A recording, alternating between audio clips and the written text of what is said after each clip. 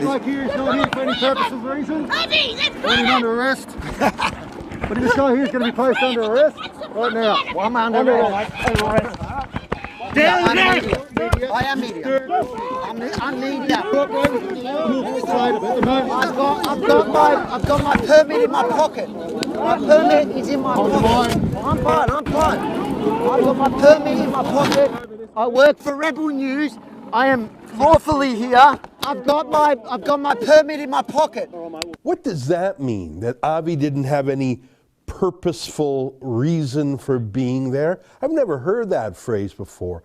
He had whatever reason he wanted, whatever purposes he chose. We don't need our purposes approved by a police state. His purpose was obvious. He was doing journalism in an event of great public interest. Well, that is why he was arrested. And joining us now via Skype from Melbourne, Australia, is our newest teammate, Avi Yamini. Avi, great to see you again. You joined us on Friday. You were arrested on Saturday. Sorry about that, mate. That's what a real rebel's about. Well, of course, we know you from before. We've got to know you from the UK, covering Tommy Robinson's travails together. You worked for Tommy for a while with TR.News. Tommy's on other projects. I tell you, it's so nice to have you work with Rebel News. It's like you were built for Rebel News. You're a bit of a rebel yourself. It's exciting times. It is exciting, and you know, the first project I've done now, I feel like I fit right in, and the team works so well together that, you know, from the minute that I was in custody, you were, I don't even know what time it was for you there in Canada, but you were talking to Rhonda and organising things. Like by the time I got out, I wasn't in there for that long, and I spoke to you almost immediately, and you were up to date and you were ahead taking care of the situations. It's really exciting to be on this team now.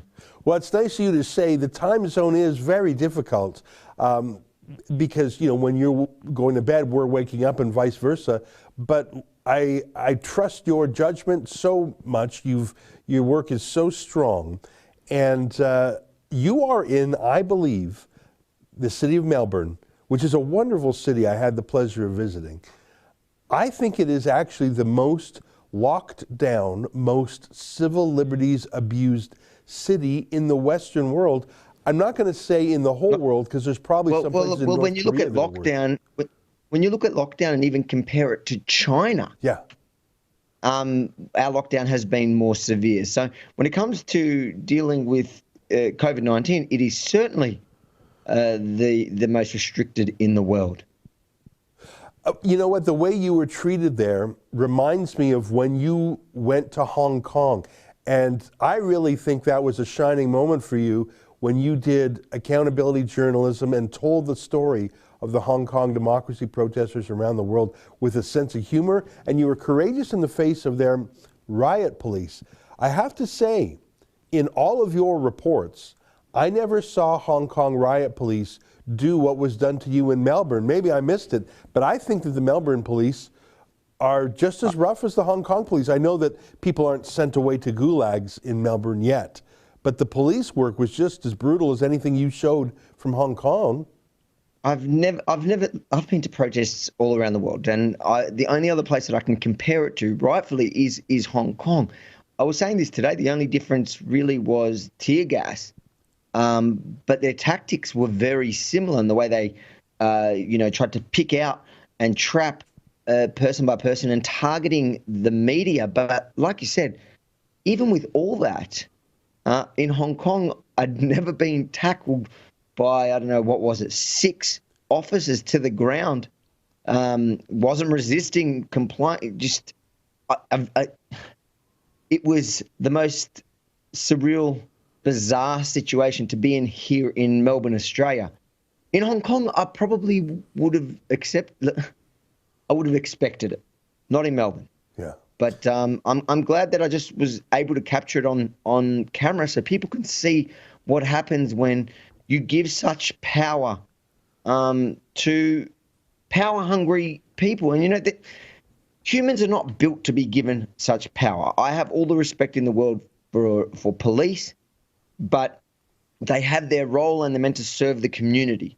The problem when you start giving them these state of emergency powers that allows them this full reign over the people, and starts to give them this idea that they're somehow controlling the people instead of protecting the people. Well, that's the natural result. Even before, and obviously a lot of the footage that we captured there is still going to come, but even before, until when the police tactics, when they came in, it was almost like they felt they were above the law. Nobody has any rights. It doesn't matter who you are.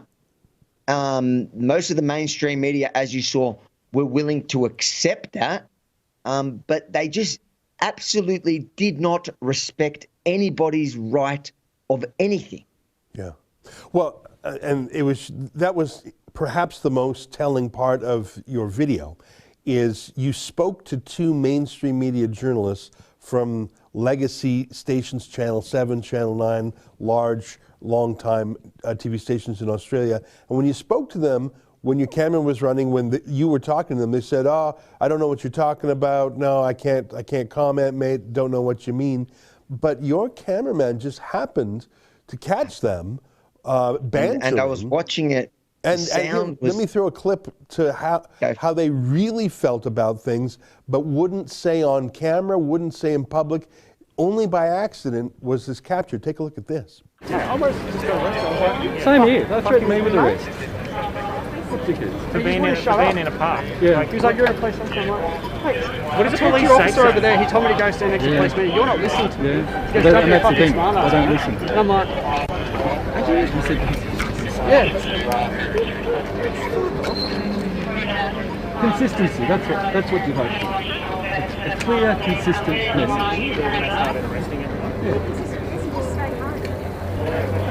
We've got a job. No, I'm talking about to the media. Avi, what I see there is terrifying. You see legacy media journalists who know the true depth of the problem, who are personally outraged, angry, offended, but are biting their tongue and just towing the line. Everything's fine. Personally, they know that there's deep trouble in Melbourne, but they won't breathe a peep of it in public. That's their job, is to report and warn the people, but they're not. I wonder why. It's shocking. And I went back to Paul Dowsey, for example, for Channel 7. I went back specifically to watch his report, hoping that he'd mentioned it, hoping that he said something about it, especially because it happened to him and he was so outraged about it. You know, he expressed it in his direct language in a very Australian manner. I didn't expect him to use the same language, but to kind of paint that picture. But no, the only picture he painted is that the protesters were just a bunch of crackpot, low class nutcases that were breaking the law by being there and protesting, and police were going hard on them, but he was kind of implying so they should, which was not really how he felt. Yeah. And, when I came across that footage during the editing and I'd seen it, I felt vindicated. Like, you see, I told you I was saying the truth. The problem wasn't me, it was you guys. Yeah. And it's the fact that you're unwilling to tell the world and to share the truth with the rest of the world. People want to know what's happening. And it's scary because I was having a conversation with people in the media here who don't go out on the street, who actually rely on the TV networks, the mainstream TV networks, to kind of get a sense of what's happening at these different events. And then they commentate on it. Yeah. But you see, all the images that they're seeing until we can go onto the streets, all the images that they're seeing across all the channels, from the state-run to the commercial ones, is this narrative that the police are fine and the government's fine and they're not overreaching.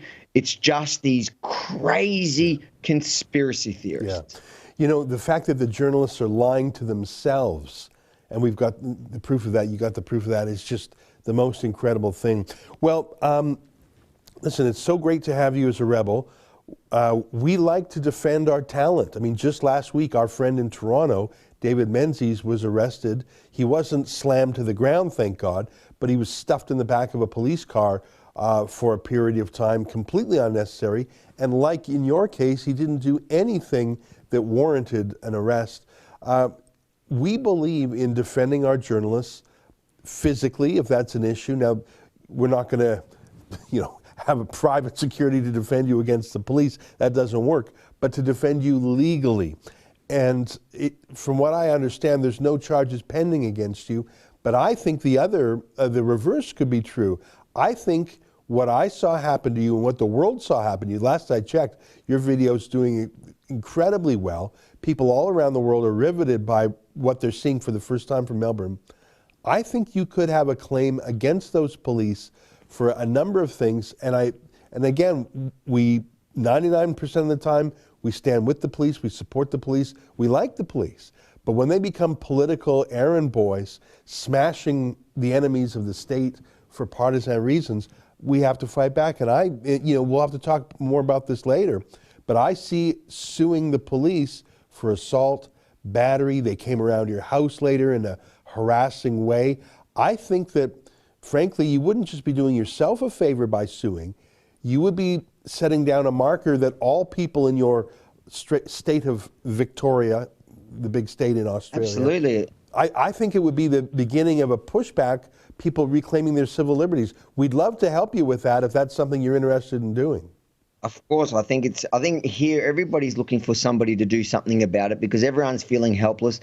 And, it has to end, because if they could do that so brazenly in front of people, and, he knew that I was being filmed. That's the thing. Yeah. He knew I was being filmed. So if they're willing to do that to me in front of a camera, then what are they going to do to the next person? And where are our basic, most fundamental rights? Yeah. I was thinking about it today, thinking, imagine anybody else acted that way, not the cops. If a group of boys went and knocked somebody down like that who was just working, went up to a journalist, but they weren't holding a badge, but in exactly the same circumstances, they would be put in jail. I'm not asking for the police to be put in jail. I'm asking for them to apply that kind of force where it belongs, and that's against criminals. The ironic thing here is that in the state of Victoria, youth gangs have run riot. They've held our city hostage. The police have never acted like that. I didn't even know we had that many critical response units. I've never seen that. They were dressed like Robocop. I've never seen such an outfit before. It looked like stormtroopers. I've been across rallies here for years. I did not even know we had that many, and they should be put to good use, but to protect citizens and civilians, not attack journalists. And I'm with you, and I'm really excited, and I'm humbled by the amount of support we've been getting from all the Rebel subscribers that have been writing to me, asking how they can help. I can't even get to the messages. I'm inundated on every single platform, and we're in this together. They like to say that here about the COVID. I'd say we're in this together for the pushback, and I'm sure we'll get some good news soon. Right on. Well, it's baptism by fire, as they say. Welcome aboard. It's great to talk with you. Thanks for staying up so extremely late. The time zone makes it difficult, but other than that, I tell you, you're an integral part of our team here. We're going to do our best to work with you to defend your right to practice journalism in Australia, and we do that often by crowdfunding legal actions. It would not surprise me if we were able to come up with a solution even this week. We have to let not just the Victoria Police, but everyone in the state of Victoria, everyone in Australia, and everyone in the free world, that you cannot allow politicians to flatten the curve of our civil liberties. Avi Yamini, welcome aboard. Thanks for joining us. Really exciting. Thanks for having me, Ezra, anytime. All right, there you have it. Avi Yamini of Melbourne, Australia, the newest rebel journalist. That's an excerpt from my daily show, The Ezra Levant Show. Every day I do a monologue on the news of the day, then I interview an interesting guest, and then I read my hate mail. You gotta subscribe. Go to rebelnews.com.